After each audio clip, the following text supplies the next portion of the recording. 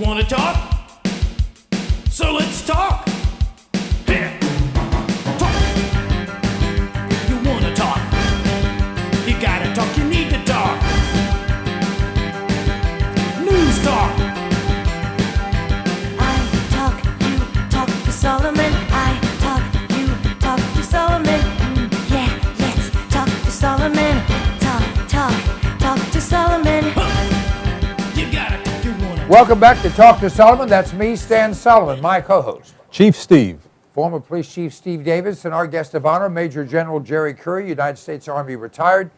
General, there have been people that have believed fervently that 9/11 was an inside job, that the Bush administration knew about it, that government operatives carried it out.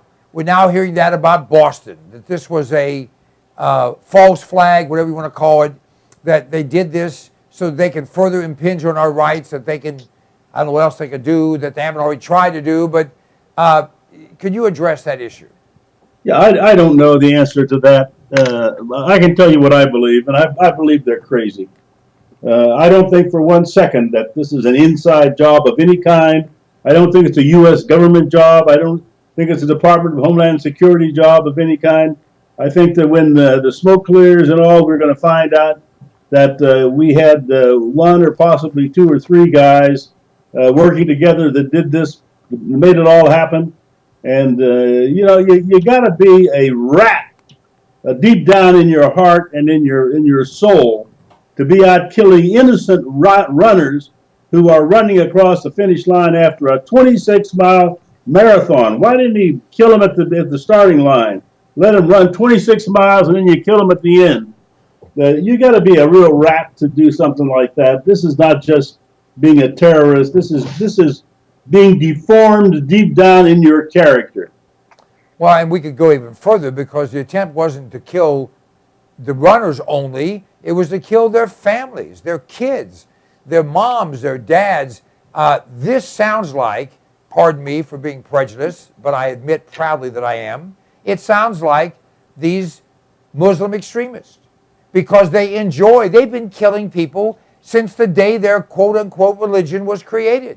It was built on killing people. It's survived on killing people. It thrives on killing people. And there are very few other groups that do that. Even the Nazis, may they rot in hell where they are, didn't specifically try to kill innocent people. Now, yeah, when they decide the Jews were bad, or the homosexuals were bad, or the whatever were bad, but this focus on non-combatants is almost exclusively the purview of the Muslim faith.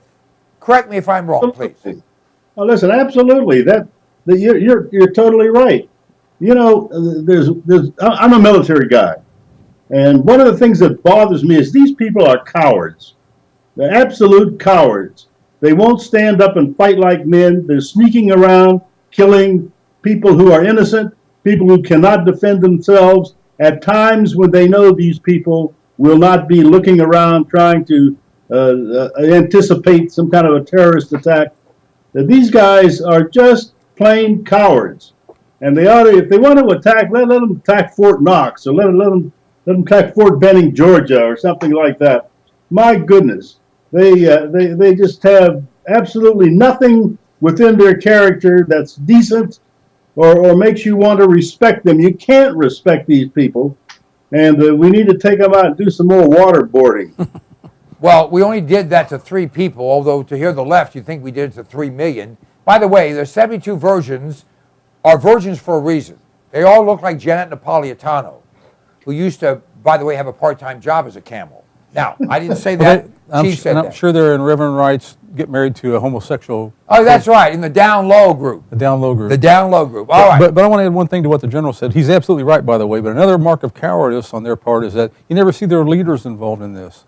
Their leaders are never blowing themselves up or actively involved in putting out the bombs. They just send out their troops to do that. Another act of their true cowardice that they have. All right, now, there was a lot of discussion of the fact that there was an announced, quote-unquote, bomb drill during the Boston Marathon.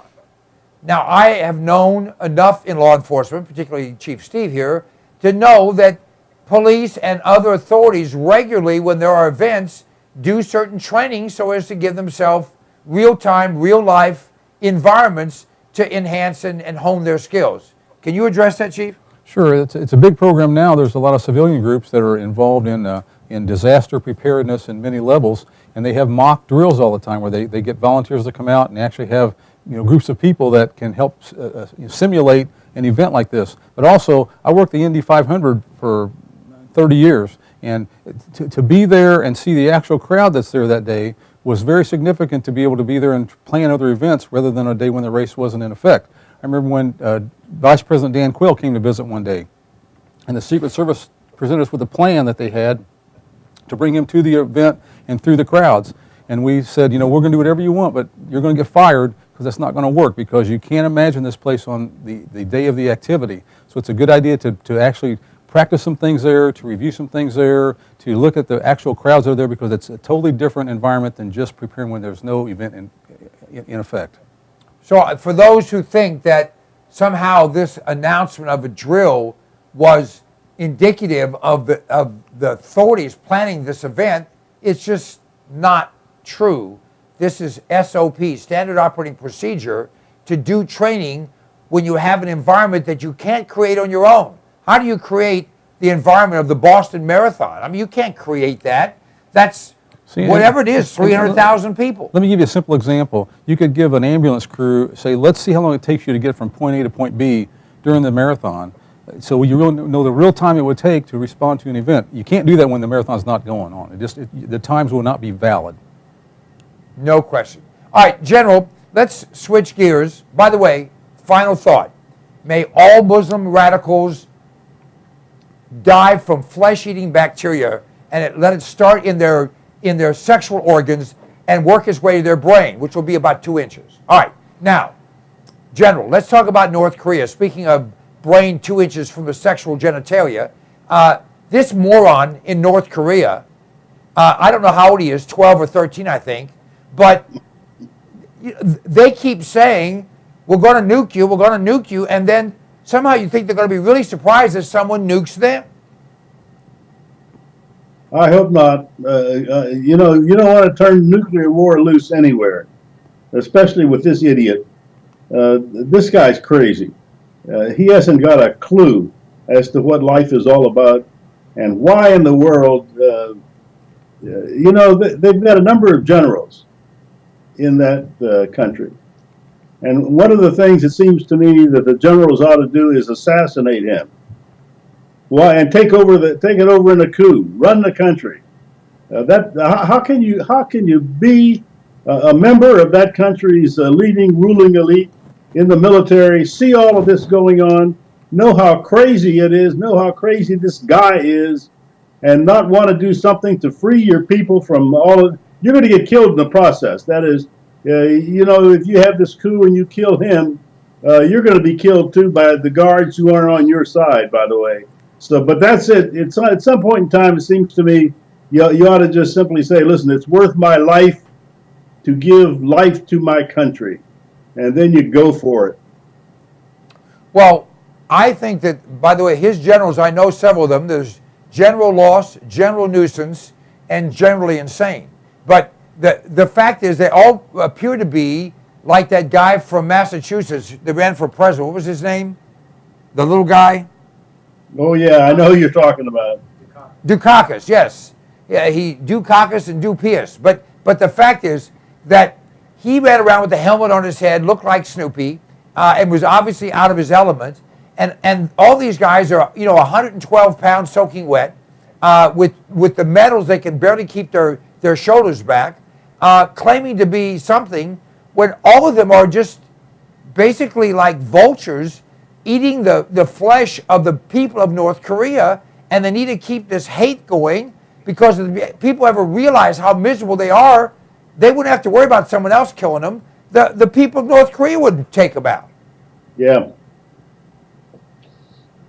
Well, I'll tell you when you mention the president of North Korea and how He has no military experience, by the way. He has no experience. The guy's 12 years old. Okay, so let me go, because you're right. He has no experience whatsoever, and he has military generals have a lot of experience, and like our general said, General Curry said, a military coup sounds like would be in order, which it does, but I'm reminded of, in our country, we have a president who has no experience at anything whatsoever, and so when our generals, he realized, boy, those guys know what they're doing, he got rid of them.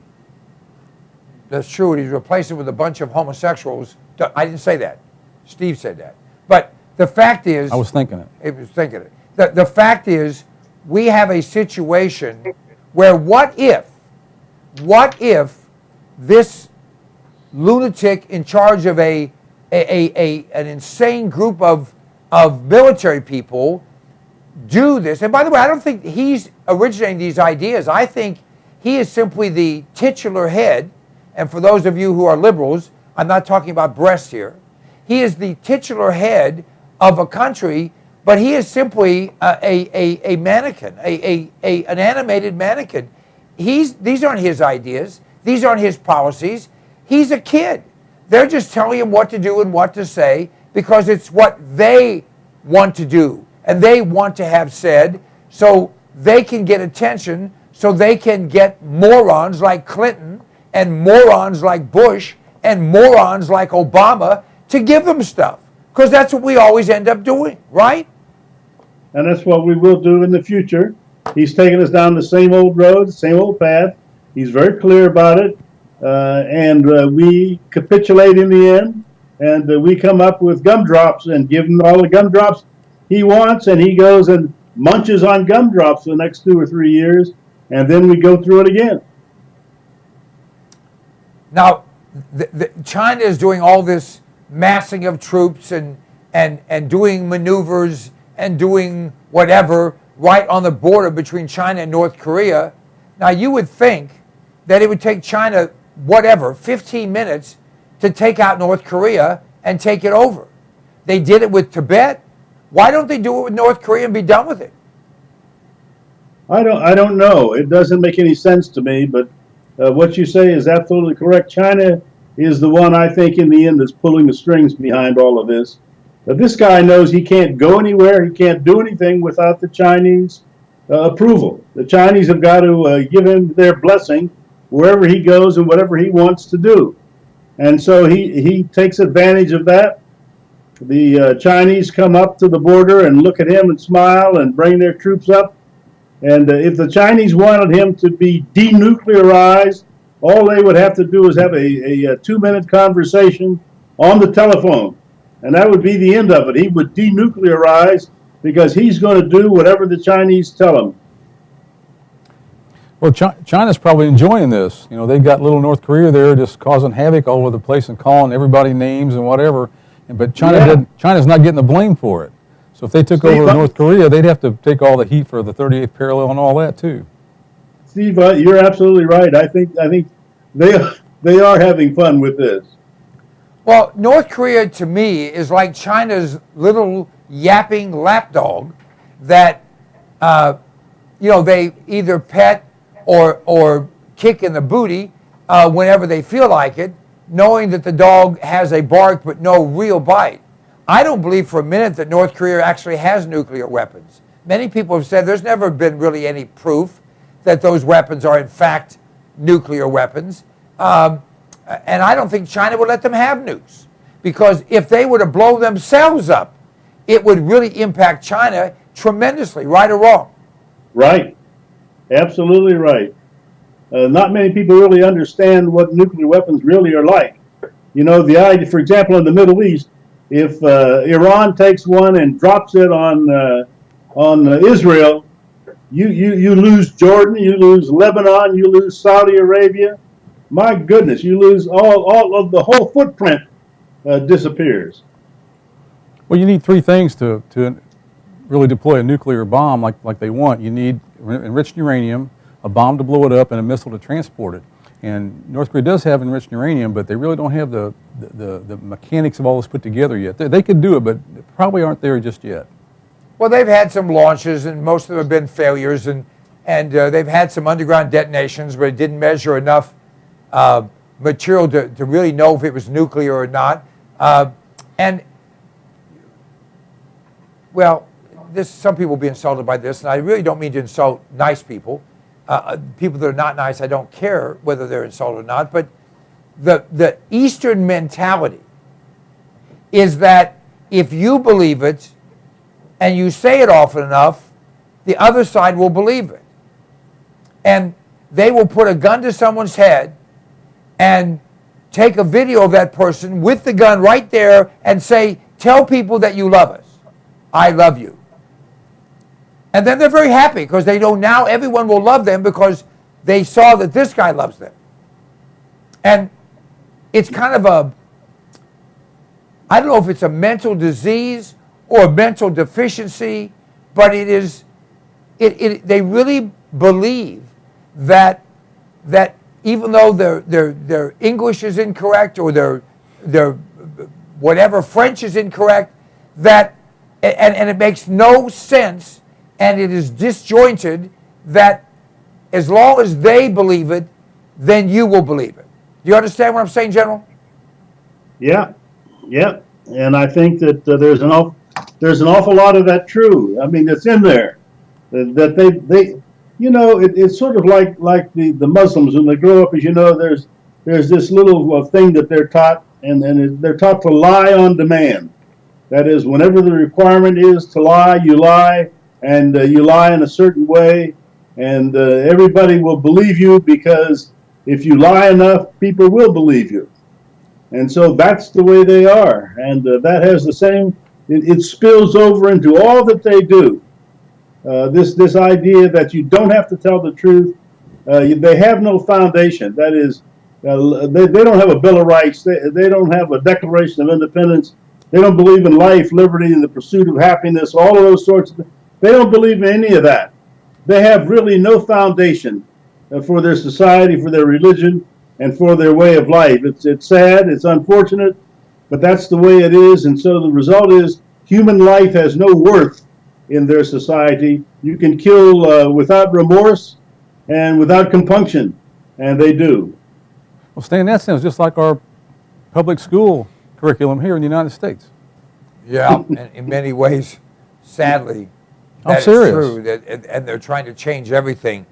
Let me ask you from a military strategy perspective. If you were the general in charge of South Korea's defenses, what would you do? What would you put in place? What would you recommend? What would you... I mean, I believe that South Korea now has nuclear weapons. That is my understanding. I may or may not be correct, but I think that they have been given weapons to respond to North Korea. Is that true or not? I don't think so. I don't think they have nuclear weapons. If, however, they were a Muslim country, I think President Obama would give them nuclear weapons right away. But these are not Muslim countries, and he is not going to give a Christian or a non-Muslim country this kind of an edge in a warfare. Well, but having said that, let's just go back then to military strategy. If you were in charge of South Korea, knowing that Seoul is what, 40 miles from the 38th parallel, there's no way that you could keep Seoul from being hit by one or multiple items, whatever they might be. Yeah, Seoul's going to be hit, and it's probably going to be run over, or overrun. But they don't have enough military capacity just to counter a charge, if you will, by the North Koreans? They've got enough capacity. Their problem is that you mentioned, which is you only got 40 miles of territory to deal with. And by the time you get all of that lined up and get your troops in position and all of that sort of thing, it's going to probably take you 40 miles to stop their charge and turn them around and send them back home. And that's the problem. And so as a result, you'll probably end up crossing the river before you want to. All right. So now I've not been to Korea, but it's my understanding that there's a pretty substantial landmine, barrier to just a full frontal charge. But all they'd have to do is just use artillery and explode all those mines and then charge, right? It doesn't quite work out that way. But you're right. They have a lot of landmines, and you can do a lot of. I have walked through minefields. By the way, it's not a feeling you want to have every day before dinner. It's a mess. So you've been to Obama's house. All right, go ahead. But That was insulting, Mr. Solomon. I didn't mean the White House. I meant his house. Go ahead. Well, if I were doing this, I'd do it totally different. First thing is, I'd put out the word to everybody in the government, especially in the Department of Defense. I'm talking about now. I'm the Korean general, and I'd tell everybody, shut up, quit making public statements. I don't want to hear anything good or bad out of you. Keep your mouth closed. And when I need you to talk, I'll come and let you know that I need you to talk. But other than that, I don't want anything done. And then you very quietly move all your forces and put them in the right positions, get them ready to do the defense. And when the time comes, you give them everything you got. The good news, though, is that you've got behind you the United States 7th Fleet, and you've got, about 40,000 American soldiers in there that will back up your soldiers. So you have some pretty good things to deal with. Now, is my understanding from people who served in Korea that ROK soldiers are among the world's best? They are. I was an advisor to them for about 2 or 3 years, and I can tell you those guys are good. I also served a little bit with them in Vietnam, by the way. They sent a division. It was never put in the paper, and nobody ever talked about it, but they had a full division in Vietnam. And I guarantee you that there were 5 or 6 or 7 Vietnamese and Chinese divisions that will never see their families again because of it. Yeah, listen, they're a tough bunch of people. I remember that maybe I shouldn't be saying this, but I remember that when I was over there, the 1st Capital Division, which is the division that the Koreans had sent, the 1st Capital Division, the North Vietnamese decided that they were going to infiltrate into the barbed wire compound, and they attacked at night one night.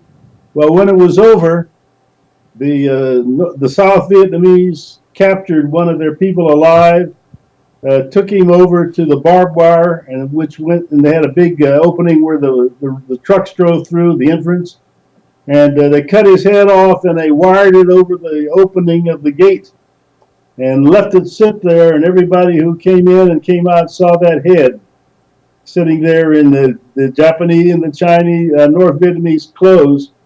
And I got to tell you, that was the last attack that happened to the North Vietnamese there. To the Koreans by the North Vietnamese. Well, something else too. I'm a big proponent of civilian help, like police academies, civilian police academies, or volunteer police departments. In South Korea, every Korean takes karate in grade school. It's required. Most South Koreans continue with that karate. It's a Korean-style karate their entire lives. Like the general said, they're a tough bunch of people. If I was in the military there, I'd be finding out who those were to enlist our aid in case something happened, to help us with a lot of other events that the military couldn't exactly handle on their own. We are out of time. Major General Jerry Curry, as always, a pleasure, sir. And I'm going to write down the comment you made about Muslims and camels. No, that was me. All right. We'll rewrite it to blame you anyway. Thank you, sir. Good night, General. Good night. Nice, Steve. All right. We'll be right back with Dr. Alan Keyes right here on Talk to Solomon.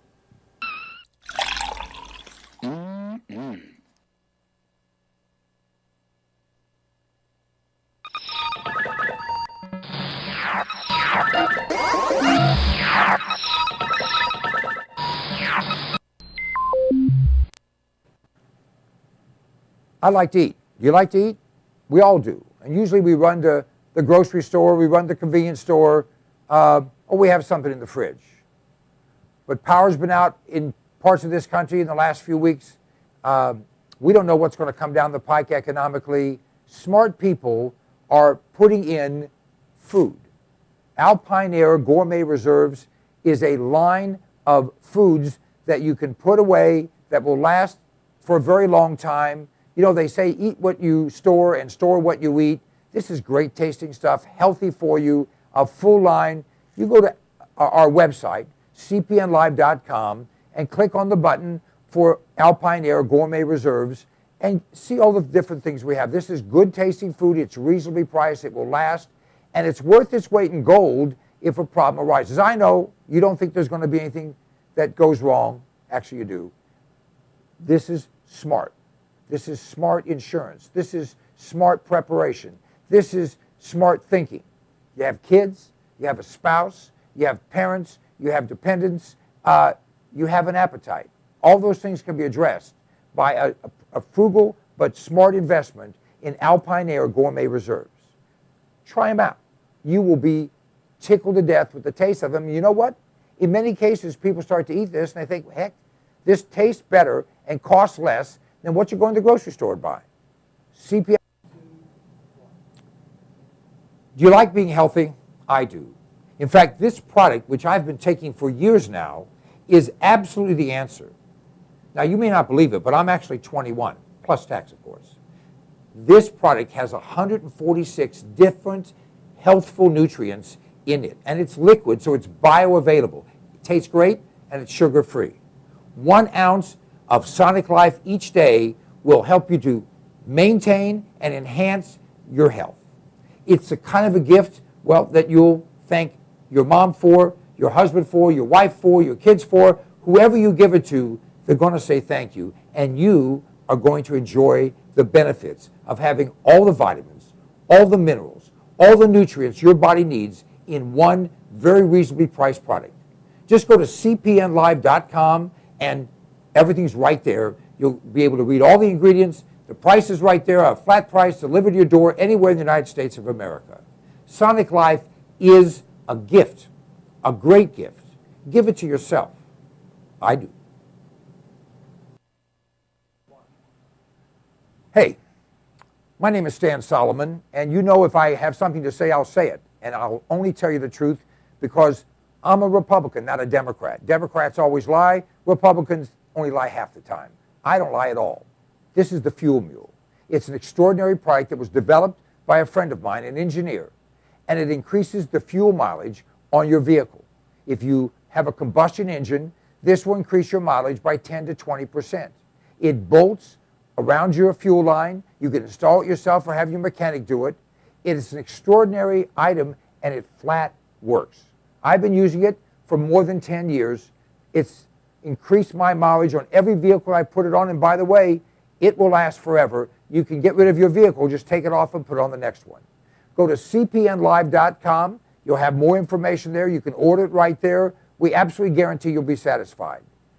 The Fuel Mule. It's a way to kick down your cost of fuel and kick up your mileage. Don't you love the name? I thought of it. The Fuel Mule. Let me ask you a question. Do you like being sick? I have in my hand an incredible product. It's called TR10 supercolloidal silver. TR10 stands for a trace to the negative 10th power. The particles in this silver product are 6 to 8 angstroms, 6 to 8 10 billionths of a meter. Now listen to me. Silver has been the magic bullet for all of human existence. The Egyptians used silver instruments. We use silverware. They put silver in your teeth because nothing can grow on silver. Silver will kill anything but liberalism. I'm working on that.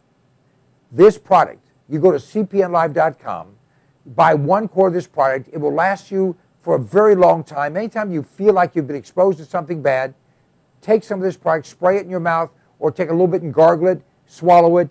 It will kill any pathogen. The average antibiotic kills 10 to 20 different pathogens. This product will kill 700 plus. Do yourself a favor, do your family a favor, do your doctor a favor. He's tired of seeing you. Get supercolloidal silver. Go to cpnlive.com, order the product. It's $29.95 plus shipping. I think it's $39.95 delivered any place in America right to your door. It's worth 10 times that. Check it out. If you're not 100% happy, just return it and we'll give you your money back.